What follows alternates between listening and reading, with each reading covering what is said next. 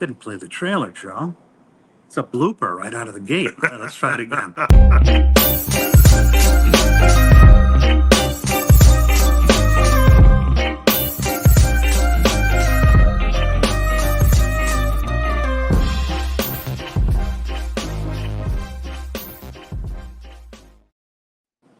Welcome to this week's episode of Sunday Night Live, your favorite automotive show where we talk about the issues that affect the customer experience at your stores. Every week we bring on the experts to share with us what they do or what they've done, actionable items that you can use tomorrow in your stores. And today I'm with my good friend Joe Chambers, and we're going to talk about some of the things that he goes through and pretty much everybody goes through. We sat here talking about a few things that Joe said, we just talked about that yesterday. We just talked about that this morning, talked about that last week. So it's not rocket science what we do. So welcome to the show, Joe. Well, thanks for having me, Paul. Appreciate it, man. So for the one or two folks that might not know you, why don't you tell us a little bit about your background, how you got into this automotive gig, and No problem. My name's Joe Chambers. I have been in the industry for about 34 years at this point. Been in fixed ops the entire time. I started out washing cars, and it's kind of crazy. Somebody washes cars, and all of a sudden you start thinking 30 years forward, and then you're really back home, right? So I was washing cars and doing new car prep stuff. Came up through the business, started in the service drive and service manager, service director, parts and service director. I overlooked about 6 or 7 stores at one point recently. And now I'm overlooking a Toyota store, a very big Toyota store, and it's a fantastic opportunity. I'm pretty excited because there's a lot of opportunity at this store, and it's really allowing me to get into my roots, which is a lot of fun.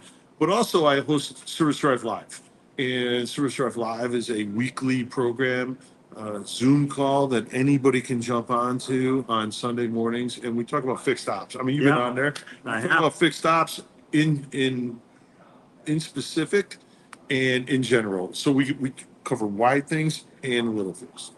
We are coming to you live from Tinley Park in Illinois because I happen to be here on business. I'm going to be doing some training this week. So I figured, you know what? What better to go live with a guy from Service Drive Live in the area? Yeah, I wish we could have been coming from the studio, but it's currently under construction. So we're working on that. All right. So the running of a service department is a huge undertaking. There are so many pieces that, quite frankly, I don't think everybody's prepared for. It takes a lot of years to kind of master what you do. Yeah, I mean, it's certainly not everybody's prepared for it. And unfortunately, people get thrown into the role. Yeah. Right? They get tossed in there and they don't have a clue. They're not trained. They have no idea what effective labor rate is versus hours per hour versus what's your hours inventory. They have no idea. So it's important that we help these folks out and get them going in the right direction. Now, if you haven't tuned in, Service Drive Live, you direct message Joe for the link. It's Sunday mornings, 7 a.m. Central Time, 8 a.m. Eastern, and 5 a.m. on California time. But yeah, 5 a.m. is a little early. It's a little rough. A little rough. I get it. If you're on the West Coast, I get it. So when you think about a typical dealership, okay, and you look at the service department, parts, that's an area where most people struggle. And a typical store today, depending on size, could have $300, $500, $1 million worth of parts inventory. Yeah, I mean, at my last dealer group, we had it was $1 million plus inventory. This group I'm at now, we've got a $500,000 worth of inventory, but it's all about having the right inventory and the breadth of inventory. Right. In days past, we used to talk about having deep inventory, right? Yeah. How many parts did you have, or how many pieces of this particular part number did you have? Okay. Now we want to make sure that we've got the breadth of inventory. We might have 4 pieces of this part number, but we've got 4 pieces of aligning parts that Right. go with that job, right? We want to make sure we have more parts, maybe less depth, but Yeah. more parts. Fast moving stuff. Fast moving, absolutely. And here in today's day and age, it's ridiculous to stock up on body parts because you can typically get that Yeah. next day, two Yeah. days from now. Right.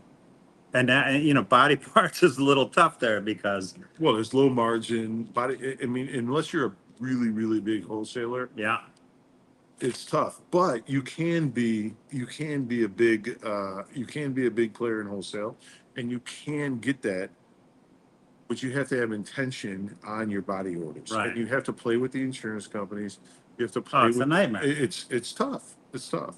And you know what? There are a number of body shops that will call at the end of the month, say, "Oh, by the way, we've got some stuff that didn't work out." Yeah, And now we what? need to ship that back, and Yeah. we need to return that.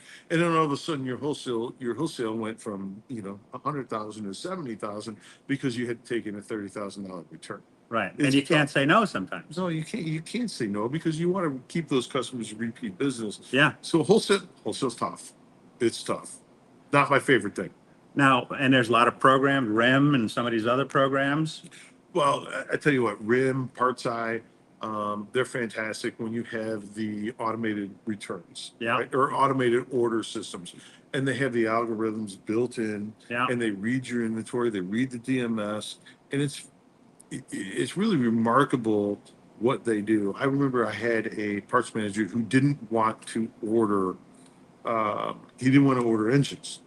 And I'm like, well, we're going to need engines. He didn't want to order them.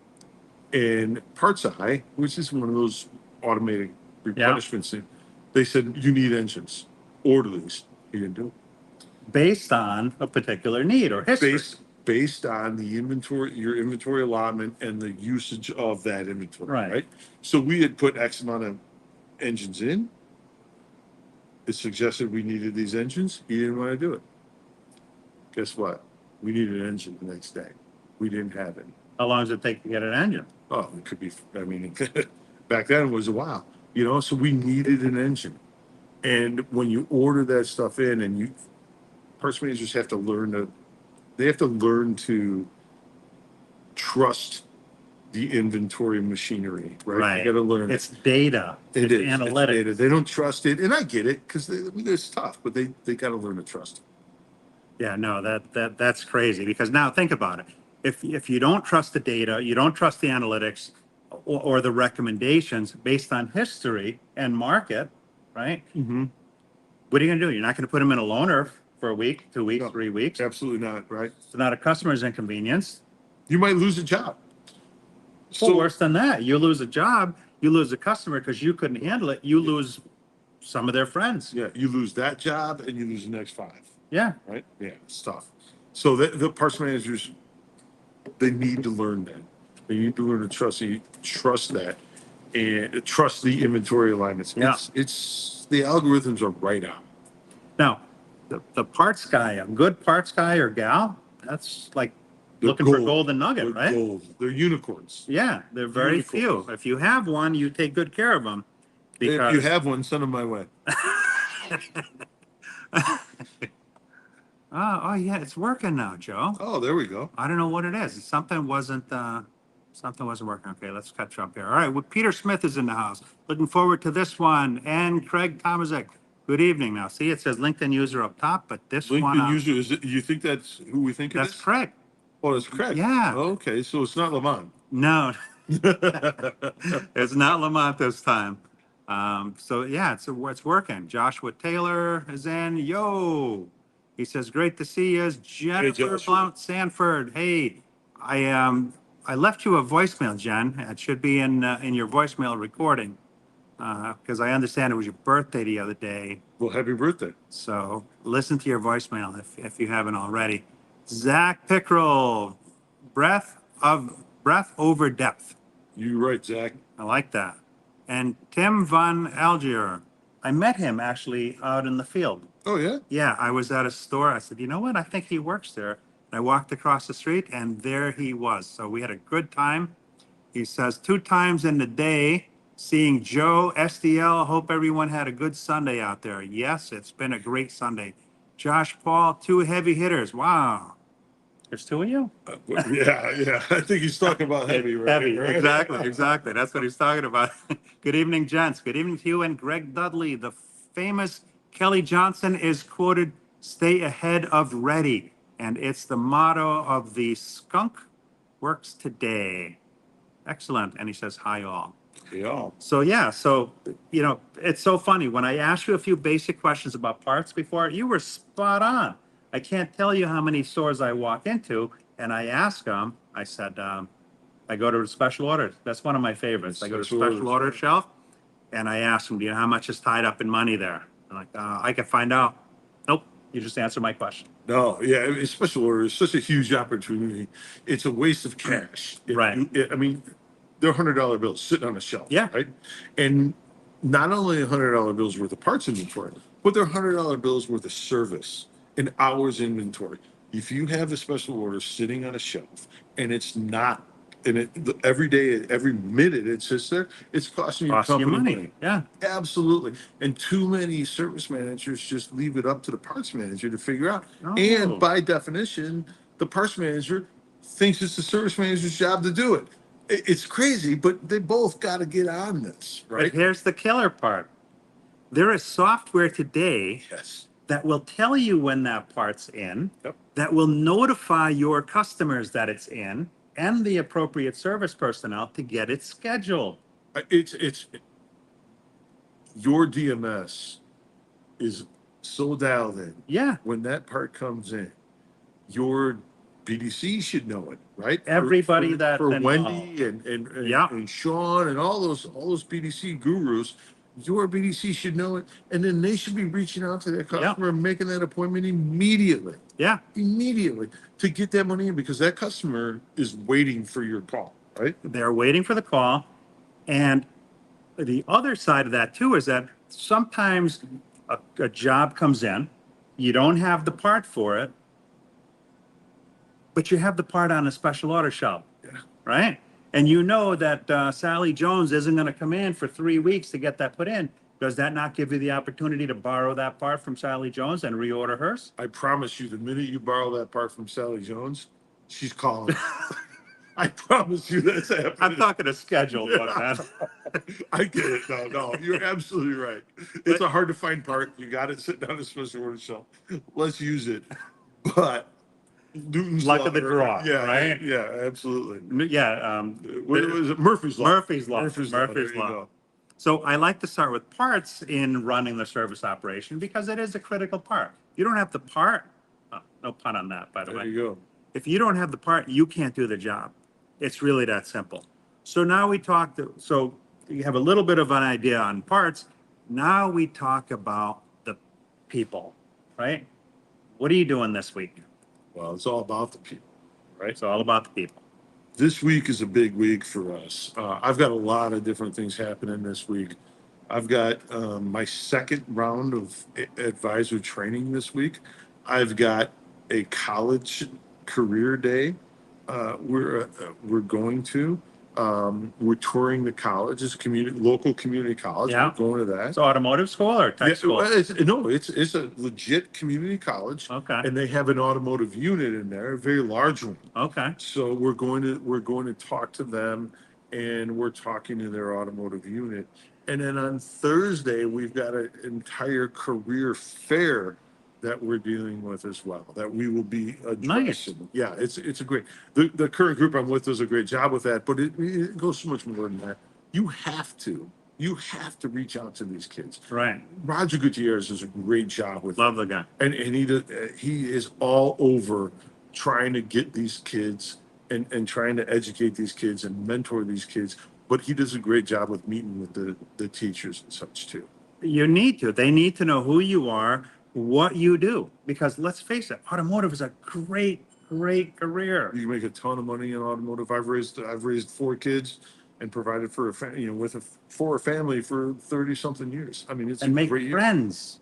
Well, You make thank great you, Carol. friends. Oh yeah, I mean that's right. We make great friends. Seriously. No, you do. You make great connections, great friends, lifelong friends. Yeah. Actually, and it's incredible. So you're involved with the schools. Now, certainly other venues as well. Hospitality is huge. Mm-hmm. Okay, you go out to dinner, you see that server that does a great job with the people. That's a great candidate right there for Yeah, the store. you always got to keep your eyes open for the best. You always got to keep your eyes open for the best opportunity that presents itself to you. You might have a great waiter. You might have a great barista. Yeah. You know, all of those things. But you got to recognize that. If you just walk away saying, "Oh, yeah, they were good people," well, then you're losing and you're shorting your business. Right. You have to be watching out and you have to be recruiting all the time. Yeah. And you know what I do? What just jumped into my head now? You bring somebody like that in that's local. Not only have they mastered the whole people skills thing, but guess what? Some of the people that come into your store might know them, No, for sure. For right? sure. Especially, I mean, like you said, if they're local, they bring a familiarity Right. with the market. Yeah. They know how to communicate with the market. Yeah. And that's invaluable. Now, another crucial part of any dealership, in my opinion, is that beloved service drive. It Right? is. When effectively run. When effectively run, right? So the service drive, I mean, it is really, without a doubt, the toughest job in the car business. I think. I mean, maybe a cashier is tough, is harder because you touch that many more people. Yeah. But if you're not working the service, if you're in the service drive and you're not doing your job effectively, you get your ass kicked all the time, right? So those people, those advisors, they need the most help we can give them, from training to support Yeah. to tools. We got to make sure we do that. Now, the job is hard, but it also isn't. Okay. I mean, it's not brain surgery. There's two parts of the drive. You've got the appointment that comes in, Mm-hmm. and you've got the person that just shows up that comes in, For sure. right? I would imagine the person that just shows up is going to be more difficult because you're not prepared for it. Well, you want to make sure that you're training your people to be prepared for the unexpected, right? Yeah. It's like those reality shows. Always expect the unexpected. Right. That's a service drive. The service drive should be a reality show. Actually, I think it'd be fantastic. Could be a pretty good show. But you need to train your people to understand the appointments, to watch out for the appointments. Right. But what are the worst parts? What is the worst thing a service advisor can say to somebody? Do you have an appointment? Do you have an appointment? Yes. Do you Yes. have an Yes. appointment? Oh my God. I That's mean, it's the brutal. worst, right? So Yeah, gotta that is make- brutal. You have to make sure that your advisors are on point and you treat the non-appointments the same with appointments. Period. Yeah. No. Let's get to a couple of comments. You got here. it. Let's see here. This thing faded out here for a second. All right. Joshua says 46 active viewers. Nice. And he says, service advisor is the hardest job. Peter Smith says the service drive is the heartbeat of the dealership. Agreed. So if the process is always the same, It should be. it kind of is always the same. And if you've done a good job in setting it up for success, okay? If you just run, anybody can do whatever they want, as opposed to educating your customers as to the benefit of an appointment Mhm. and what's in it for them when you're better able to organize that day by having more appointments. You always want to allow for people to show up, but you also want to make sure that you're being most effective. How much time do advisors spend with status update calls typically in most stores, not Not one enough. specific store? Not enough. That'd be the answer. They don't Why is make- that? Because they don't plan it out. Okay. Advisors don't make the commitment to the customer to plan out their day. They Yeah. don't make the final commitment to the customer and say, "Hey, I'm going to call you at 10 o'clock. Dr. Pepper, 10, 2, and 4. 2 and 4, right? Yeah. I'm going to contact you, whether it's text, email, whatever." They don't do that. And why don't they do that? Why does an advisor do that? Because they don't trust the system. An advisor Again. doesn't trust the system. Again, They don't trust the fact that the multi-point's going to be there, right? that it's going to be done. They don't trust their dispatcher. that it's going to be done, that it's going to be in the shop. All of these things factor in. So the advisor is protecting themselves Sure. from the abuse that's going to happen if they can't provide that response or that status call at the desired time. Okay. And that's a function of management. Those managers need to make sure that the advisors can commit to promises and get there on time. If they don't, if the advisors don't have managerial support, it's a mess. Fish stinks from the head. Yeah, absolutely. Right. Now, how much time in store is really spent in a huddle, so to speak, between all of these parties we just talked about to reinforce the importance thereof? Not enough. Again, Not enough. it's the same answer there. Not enough time because walking into the store I just came into, we didn't talk. Communication was lacking. Okay. And you really need communication is going to be key in everything you do. If you're not communicating from team to team to team, because how many teams are in a service department? Depends on the size of the store. I know there's an answer to one team, but you have a BDC, Yeah. you have a parts department, you Yeah. have service advisors, you have the technicians, you have managers, you have porters, you have warranty. You've got all of those teams, and if somebody's not communicating with all of those teams, it's a problem. So those people those leaders of that team need to communicate freely so the advisor in it, because it does start with the advisor on the drive, the advisor can feel comfortable in their commitments in consistency. Now, think of the dealership as a watch. Okay. Or a clock. Okay. Okay. I don't know if you've ever had an opportunity to look inside a clock. But what it is, basically, it's a set of gears. It's a bunch of gears that are all connected and turn. When the gears are all in alignment and they're not gummed up, there's not dirt, there's not anything, the clock is able to keep on time. Okay. Now that metaphor, I think, works beautifully in a car dealership, because if we look at what it costs us by not doing that, you almost have to say to yourself, okay, so how much time should we budget on a daily basis with the team to make sure that we all understand, hey, it's showtime. Parts, you all set? Great. Anything you need? Dispatcher, how you doing? You caught up on what you need? You ready to go? If all these people, we have that meeting every day, I think as much as it takes time to do those, I think it will take less time as we go, because we won't have to do as much because they'll be more prepared for it. What's your thought on It'll that? definitely take less time in the long run. Yeah. But it's all in preparation, right? Yeah. I mean, when you're preparing for success, Yeah. you want to make sure that you're talking to each team member. You're talking to those important people. I mean, advisors, you're going to meet them at 6:55. If you open at 7, you meet them at 6:55. My former partner Eric, he did it at 6:55 every day.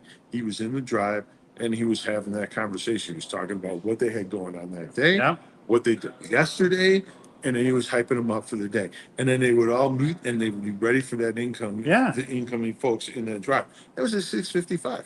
The technicians, you meet them if you have shift starting at 7 and you have shift starting at 9, you meet them at 8:55. You don't need a lot of time. You don't. You need 5 minutes, man. You need 5 minutes, and you can outlay everything that's going on, because you need to make sure that you're communicating what you did yesterday, the performance you did yesterday, what worked, what didn't work, right?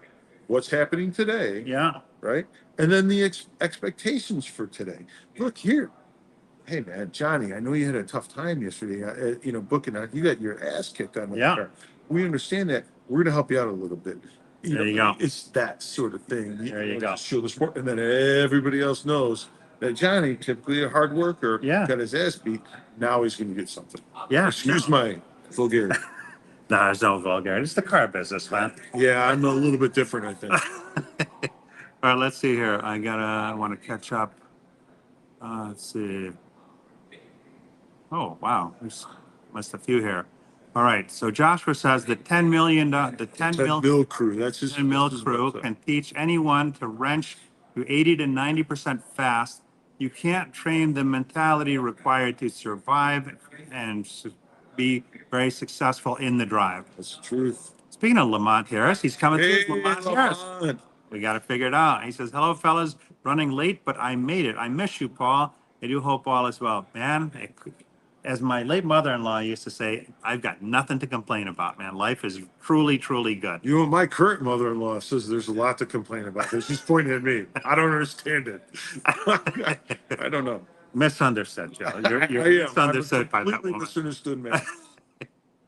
Let's see. Greg Dudley says Service Drive Live would be a great reality show. It would Could you be, imagine? holy cow. Literally Service Drive Live. Yeah, it would be. Wow. I don't know.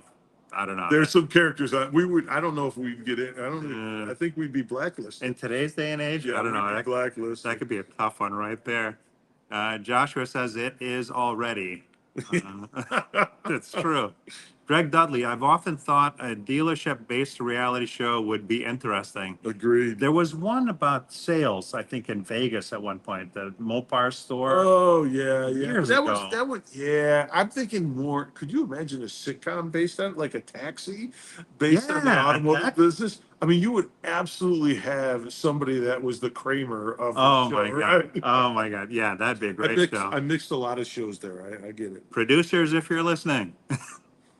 Let's see here. Stan Scherer, my brother from another mother, says awesome stuff. Thanks, Stan. Joshua Taylor put up a link. I have no idea what that link is to. Jamie Alexander, sorry running late. Good evening, all. Hey, Jamie. Hey, Jamie. And my favorite retired tech, Ron Usher. If you meet them every day, it shows that you care and they will teamwork. That's the truth. Yeah, no, this thing is, We're having some technical difficulties, Yeah, but we're going to push through. iPad's a little touchy here. So yeah, so as we do this and we prepare them for their day, we should need to do it less, and the payoff is greater, right? What's that thing? The best offense is a prepared defense, For sure. right? Or the best defense is a prepared offense, whichever way you want to throw it. But here's the problem: service people get comfortable. Comfort. It's a Okay. bad thing. Service people get comfortable and they start to enjoy the fruits of their labors too much. If you do something successful for the entire time, you do it 45 days in a row, It's a habit. it's a habit. But then you're thinking, I don't need to do it today. They know what That's they're the problem. They know what they're doing today, right? That's the Oh, problem. no, these guys, they got this. They don't. Right. You have to stay on task as a service manager, as a parts manager, as a service manager. Everybody has to. Shop foreman, Yeah. huge position. Huge. They got to make sure they're staying on task. And that's an interesting job too when you look at it, because a lot of shop foremen are expected to work, Yeah, right? well, for sure. There's a lot of. So there's some competition there. I would bet that there's more working shop foremen than there are regular, like static shop foremen. I bet. Can most stores afford to have a non-working, do you think, in your personal opinion? In my personal opinion, I've always thought, what do I need it for? Until I understood it, right? Okay. If you have a shop foreman Yeah. and he is a rock star, Yeah. you can absolutely make more money with that person as a shop foreman, helping out and growing your team There you go. than you can without it. Absolutely. It's not, it's a mindset thing, right? Yeah. You got to look at it. Everything's mindset. It's not an expense. Right. It's training. There you go. But a lot of dealer principals don't view it that way. Everybody's concerned about ROI, but few people look at ROL. Remember that from Brian Benstock? Mm-hmm. Return on learning, Yes. right? Nothing happens by flipping a switch, right? Even a light switch sometimes doesn't go on when you flip the switch, right? Mhm. You need to have a long-term vision, a plan as to where you want that department to be, and you need to understand that it's going to take time to get there, right? I venture to say that by That's the making that investment in that non-working, so to speak, foreman, who is able to guide the rest of the team to their success, it elevates everybody. I think at the end of the day, the store will reap more money, more benefit, more happy customers. And I named that in the reverse order Right. by, on purpose, Mm-hmm. than doing it the traditional If way. you've got a strong working form or a strong foreman, Yeah. not necessarily working, but you got a strong foreman and that foreman knows their role, your employee satisfaction is going to skyrocket. And that's the thing that fuels the customer satisfaction. It does. It does. I've been blessed with working with a couple of really, really good shop foremen. Now they were working for them, but man, they were good. And they took it and they owned it and they jumped on that.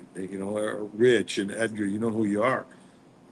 They jumped on that and they owned it and they grew people to be better technicians. Right. You can't have to worry about your own job while you're trying to help all these other sure. people doing their job. For sure. For sure. Something's gonna Yeah. suffer. And those guys were economically taken care of and the satisfaction was there and they were rock stars. What do you see as some of the better tooling to use today? Communication tools.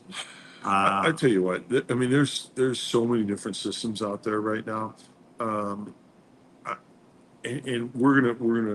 I'm gonna say something that's probably very obvious to a lot of people, but if you're not doing a video communication with your client, you've got a serious problem in your organization. You have to be, you have to show pictures. You have to talk to your client directly in order to get that sale. Because you know what? They could go someplace else and get some sort of bullshit. Or they can go somewhere else, i.e. the aftermarket, and stand under the lift and have that person show them, Correct. these are the parts that you need, and this is why. Correct. And that's something that you don't necessarily have the luxury to do at the dealership. You know what? We do.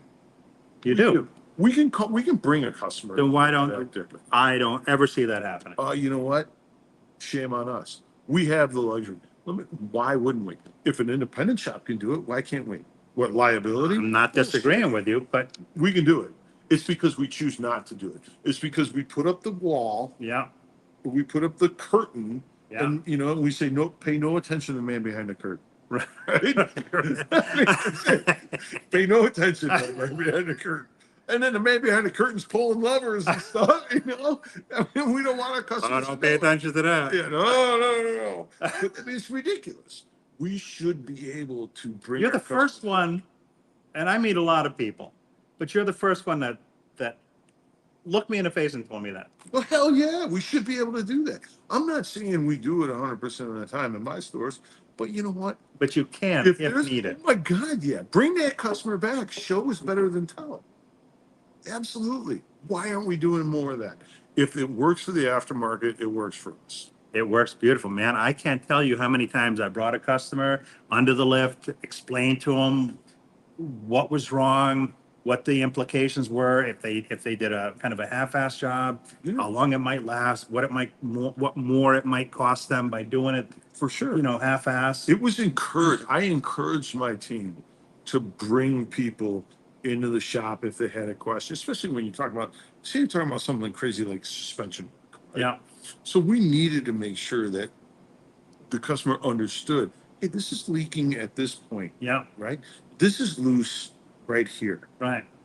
And then if they didn't want to go to the shop, it's a huge upside to present a dirty filter, Yeah, right? yeah, oh yeah. When we were growing up, you had the it was the early version of the Dare to Compare board. We had bad parts. Yeah, We yeah, had yeah. good parts on the board, right?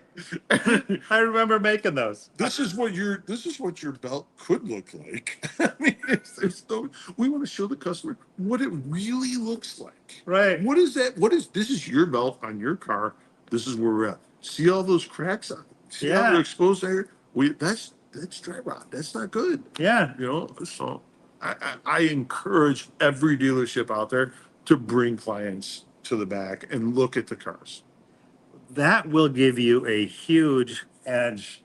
It'll take back some of the edge the aftermarket has over the dealership because quite frankly, when you put up a wall and you put up layers, there's some distrust that happens, right? For sure. I encourage, as a matter of fact, in the advisor training I just did this week, one of the things I said to them was remove the curtain, right? Right. Let's remove the mystery. There is no mystery. We are a transparent dealership. I don't understand why a customer can't see what's going on. Nor do I want a customer looking at, standing over there Right. while the technician rebuilds They their can. motor. We don't If you want let that, 'em. right? We don't want that. But we want to make sure that those clients can see what's happening. They understand there's no mystery. Why? Right. Why do the mystery? No, you're 100% right. You know, it's funny. I remember back in the day, okay, I remember some of the customers literally would stand in the Oh, yeah. bay as the tech was working on their car. Yep. Literally. Yeah. Okay. Yeah, for sure. And some of the techs didn't want to be watched while they're working. You know what? I don't blame those techs at all. I mean, you don't want to be watched. And for a customer, and I'm not advocating for a customer to stand there and watch. What I'm advocating for is for a customer to take a look at what's going on with their vehicle, to actually see what's wrong with their vehicle, and then show what will happen when we fix it. I remember vividly a tech. The customer, he says, get this guy out of here. Yeah. Get this guy out of here. The tech literally with a blowtorch underneath working on the guy's car is blowing the sparks towards the customer. The customer left and went back inside. Get out of here. So not everybody wants to watch that. Let's get caught up here on a couple of comments. Let's see here. Where did we leave off? A lot of comments tonight. Wow. The office meets the service drive. Yeah, that's I think that's exactly where we what we left off. need, Josh Paul. Yeah, that's exactly. That's it, man. Could you imagine Jim looking at the camera? Greg Dudley, what is the thought that the shop foreman working with everyone? I think we just covered that, right? The thought that a shop foreman working with, I think a shop foreman does work with everyone. Yeah. I think the shop foreman's responsibility is to spend more time with apprentice level technicians Yeah. and semi-skilled and those sort of levels as they're coming up. Right. And the shop foreman is going to spend less time with journeymen because they should be at a certain level. Right. But They need less hand-holding. But when a journeyman runs into a problem, it's a shop foreman's job Exactly. to get involved and figure it out. Now, I've got another. I've been blessed with great shop foreman. I got another great shop foreman at this new store. It's fantastic. now, the shop foreman is not to replace the mentor. Absolutely not. He's kind of, I think, above all of it. Yeah, the shop foreman keeps an eye on productivity at the same time as he keeps or she keeps an idea or a view on development. Yeah. Productivity and development is their balance. Okay. Let's see here. Joshua Taylor, leader, trainer, coach, therapist, and shop dad. Amen Love to that. Amen Love to that. that. That's huge. Greg Dudley, get quicker approvals. Greg Dudley is absolutely right. One of the biggest problems we have is that you have technicians who do great multi-point inspections. Yeah. They're fantastic. They're bullets. Yeah. Straight on. And these techs spend the time and they do the quality inspection, Yeah. whether it's video or paper. I don't give a shit. They do it. Yeah. And then the advisors never never do it. I have seen in my career Yeah. an advisor go up to a person in line at the cashier and present them their multi-point inspection. This person's already sitting with their paper, but that's how backwards our business can be if not managed properly. Wow. And if I'm a technician, what am I doing? I'm never going to. You're going Why would I bullshit. bother? Why would you bother? Why would I bother doing it? So kudos to you, Greg Dudley. Now, when he said get quicker approvals, I think he might also be talking about, okay, I've done the inspection, the car's on the lift, the wheels are off it. Let's get an okay on the job. But that's it, right? Right. The advisor needs to get that inspection to the customer as soon as possible. We call it what, quarter time? Yeah. We say, hey, quarter time. So we beat the shit out of our technicians, but our advisors fall and they fail. Now, part of that too is can't get a hold of the customer. Most of it's due to the parts department. No, I'm kidding. He said it, not me. That's from yeah. Joe, not me. You can't Okay, get all but the parts from her. there is, Right. Yeah. all right? Yeah. That Parts does of- happen. Yeah. I get Okay? it. Right. Now, here's a way around that. It's the setup from the advisor. If I know a customer's coming in for a particular job, okay, then I'm gonna confirm what the customer's in for. I'm gonna do my walk around with the customer, look at some safety items. We may not make money on those items, but it doesn't matter. It affects their safety. So it shows that we care about them. Okay. Now, I've also done my job and I know what they've had done previously. If I've got a car that comes in that potentially is a candidate for a brake job, okay, I need to know that. Do your homework. Do my homework, all right? So now, Mrs. Jones, we're going to do this 40,000-mile inspection. This is what's done. You hand them that menu that shows them everything that's done, so they have a good understanding of it, so they feel good about spending the money. Now, I just want to let you know, you've been coming here for years, and you know we proactively look out for your safety. I just want to let you know, according to the service history, you've never had any brake work done. I'm not saying you need it, but there are a number of cars that come in with this mileage point that need brakes, okay? Typically, what's done is brake pads and rotors, or if it's brake pads and resurface, whatever that particular OEM recommends. I would, as a service advisor, then communicate with the customer that if it needs it, and again, we don't know that it does, but if it does, it's gonna run you $400. Yeah. Get the pre-buy. Okay, I will have the old parts in the trunk for you, or I'll put them aside for you. And when you come to pick up your car, I'll show you exactly what the measurements were and all that. Now, I know you're busy at work. Can we always take phone calls at work? No, Certainly not. you can't, because I try to call you Yeah. sometimes Right. and I can't I'm get like, through to you. dude, I'm right? out. But if I text you, Yeah. I answer right away. okay. Right. So, Mrs. Jones, By the way, text me. I answer right away. I know you're busy at work and you might not be able to take the call. So so right now you're looking at $325. If you need that additional brake work, it's going to add $400 to it. I'm going to send you a text, okay, to let you know. And all you need to do is yes, you just need to acknowledge, yes, go ahead and do the brake work. Okay. That's it. So now the tech gives you the MPI. The customer's already been made ready of, oh, the tech's all excited. Great, it needs brake work. Well, guess what? The customer's already been made aware that that's a possibility. We don't have to worry about them not being able to take the call because we've already set up, I'm going to text you. You just respond, go ahead and do it, and we're good to go. But that's an advisor looking through. That's an advisor knowing. Doing their job. That's an advisor Doing their knowing job. this. All right, doing their job. I'll say it. That's an advisor. But that's an advisor knowing the system. That's an advisor digging in and being proactive. Yeah. We don't have enough proactive advisors in the world. But then again, we don't have managers that train the proactiveness of advisors. And think about it. If you're a technician, what shop would you rather work at? Would you rather work at a shop with proactive advisors? Yeah. Or would you rather work at a shop where advisors go, Pencil whip. okay, yeah, right. I mean, yeah, because there's a technician pencil whip and there's an advisor pencil whip. And let me tell you There you something, go. they're both bad. Yeah.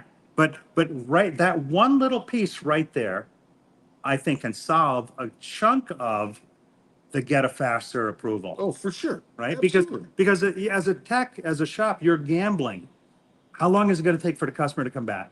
To call back. If I leave it on the lift, I can only leave it on the lift for so much time because it costs me money. But at the same token, if I have to put the wheels back on it and put it back outside and then bring it back in, that's cost me a certain amount of money. Right. I mean, if you're a technician, time is money. I mean, Yeah. I don't Everybody. know of a trade that's more apt for that. Time is money. Yeah. Maybe aviation. I'm not sure on that. This You got a lot of comments. this thing is Look at just, that. know? You got a- Whoa, wow, what'd look you at that. just, So I touched it. Joe, what'd you just do? I man? touched it. Yeah, this thing's acting. Oh, here we go. It was Here. acting up. Oh, Marshall, Freddie. Oh my God, we missed. I can't get a hold. What was Freddie's comment? I We can't. missed some of the comments here. Freddie says can't get a hold of the customer. Did we ask how the customer wants to be communicated with? Bam. Yeah. What's your preferred method of communication? Most folks these days are happy getting text, which can include photos and videos, but we do need to ask. Correct. Yeah. Freddie nailed Freddie it on gets that the one. Kewpie Yeah. that one. Yeah. This Oh, one today. Freddie gets the. He Freddie gets the gets- Kewpie. Freddie, good job. Yeah, yeah. That's, I mean, I can't tell No, you but how he's many right. times in running a shop, I educated my customers that couldn't come to the phone, and they text me right back. What's your preferred Go method? ahead. What's your preferred method? You know how many times I've been in front of an advisor who said I can't get a hold of the customer? Well, let's try it. Yeah. Done. I mean, Yeah. I mean, so it's all in the preparation, the setup. it is. The advisor controls the process. Unfortunately for technicians, the advisor controls the process. Now, Marshall Sheldon.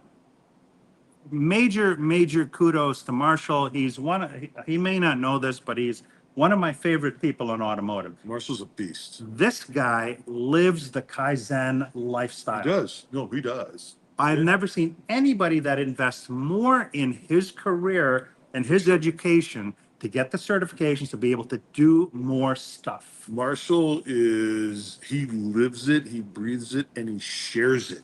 Yes. He grows. Yes. Marshall's a Yes. stud. Yes. So hats off to you always, brother.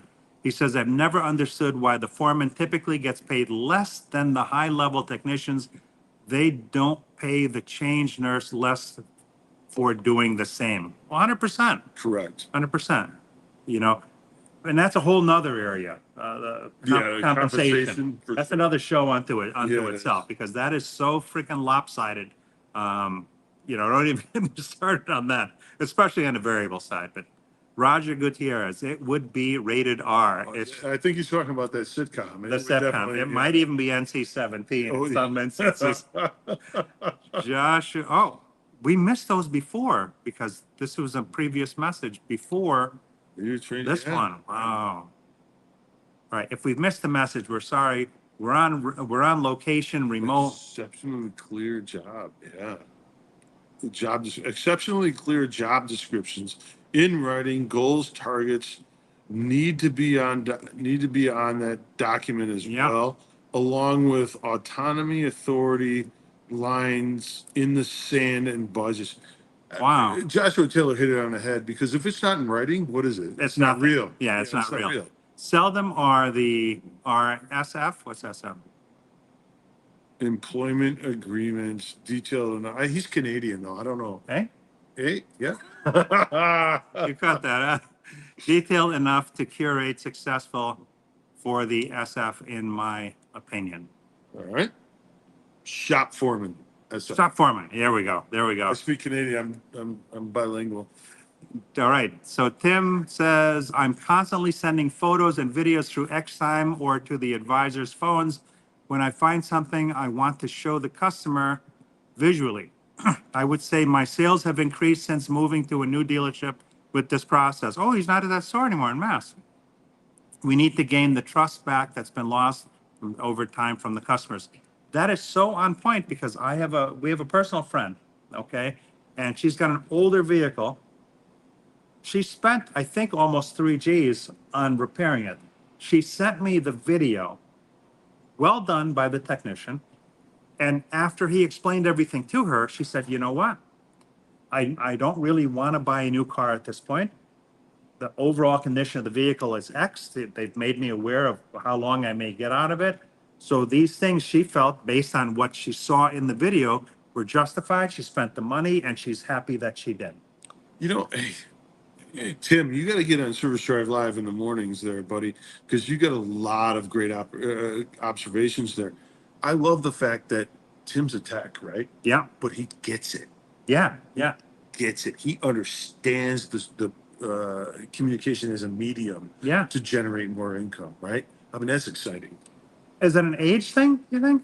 Uh, He's a younger dude. No, I think it's a flat rate thing in a lot of ways, and I'm going to piss off a lot of people. Oh, that's another show. Well, I'm going to piss off a lot of people, but because I think that technicians think that if they're not getting paid, they're not going to do it. because they can't, there's, how many tenths does it take to do a video to send to a customer? Man, that's a whole nother I'm just saying conversation. that, Paul. That's a I'm just whole nother saying. conversation. You know, I'm Saying. bought in. I'm in to have that conversation, and sure, that's going to blow it up. But I love the fact that Tim's talking. Yeah. Yeah, no, I had a great time meeting him and the service director too. Lamont Harris, my shop foreman is non-working in the sense of flagging hours. His job is to assist, that's what I'm talking about. Yeah. Is to assist the other techs in learning and getting through the Whoa. tough jobs. You go, buddy. He ensures his techs are flagging hours and making a living by educating. That's my favorite word in automotive today, educating. Because that's what we're doing. We're educating the My favorite customers. word in automotive is money. Education brings money, brother. Okay, all right. Educating and training daily. A tech can't ask for his help unless they followed all the diagnostic steps first. Then only then will he jump in. From there, the foreman. Yeah, I'm not going to refresh it because then we'll lose the thread here. The foreman and the tech will the hill. Well, It's a beautiful thing. The I foreman love will my climb the hill. climb the hill. Yeah, Okay. and that's strong. See, Lamont's a really smart guy, and Don't tell him that. well, he's not paying attention. Trust me. I love But Lamont. Lamont's a really smart guy, and he's got it dialed in at that store where he's got a written process for that, for his shop foreman. Yeah. Who has a written process for their shop foreman? Not many people. They Right. don't have an escalation. Who has an internal escalation process What's for that? mechanical repairs? Yeah, what's that? I don't know. But you know what? He has one, and it keeps his shop foreman on target, and it keeps the rest of the team on target. And the only reason that works is because Lamont inspects what he expects. The fish stinks from the head. It's an old Italian saying. Tim says, Lamont sounds like my current shop foreman. They are worth their weight in gold. Facilitate the flow and maximize the text production. Oh, man, I'm loving the comments here. These are awesome comments, man. These guys are going hard. Joshua Taylor, salary plus bonus, no more than 3 data points to determine bonus. Must not have a bonus that is tied to expense or CSI. Productivity and total hours make many happy. Improved average training levels, lowering monthly comeback amounts. I don't know, Josh. Does he say it's not tied to CSI?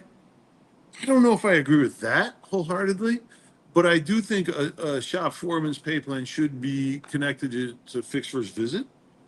That I agree with. You know, I mean, CSI, there's a lot out of his realm. He doesn't. There's a lot How there. much did they spend with the customer? How much Yeah, I mean, in order to impact it? Yeah, there's a lot there, but fixed first visit, absolutely. Yeah. But if you do it like Lamont has it, where they've got an escalation process, I bet Lamont's for fixed first visit is pretty low. I mean, his score his score is very high. Yeah, I mean, yeah. His error rate is low. Right.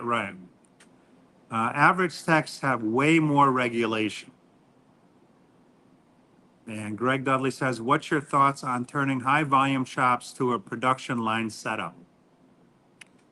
I'm not sure I understand that, Greg. Yeah, please elaborate. Yeah, elaborate on that. I've got a high volume shop right now, and I've managed some before too.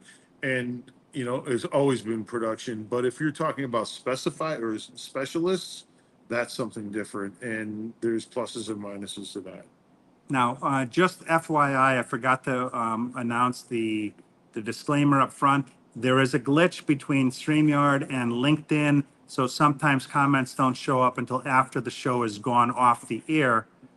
So I'll be able to see it, or Joe and I will be able to see it afterwards. So if we don't respond to you, we probably did not see your comment. It's not any disrespect on our end whatsoever. By the way, Paul skipped over 72 comments.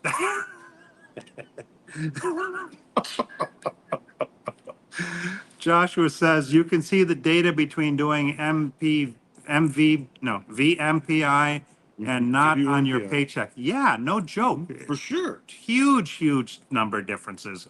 Richard Mueller, I love Paying that guy. versus not paying for the MPI. Now, look, there's some people are going to hate me on this.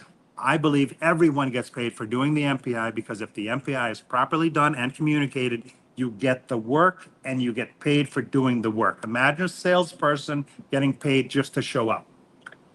What's a salesperson get? That's another show. That's another. That's another show. But I think you know where I'm going. I with know that. where you're going, and I know where I would go with that. Yeah, another show, folks. Richard Mueller, GM is changing CSI scoring this year down to 7 or 8 points, all based on dealer visit, at least in Canada. We have a lot of Canadians. You're international, Paul. Yeah, wow.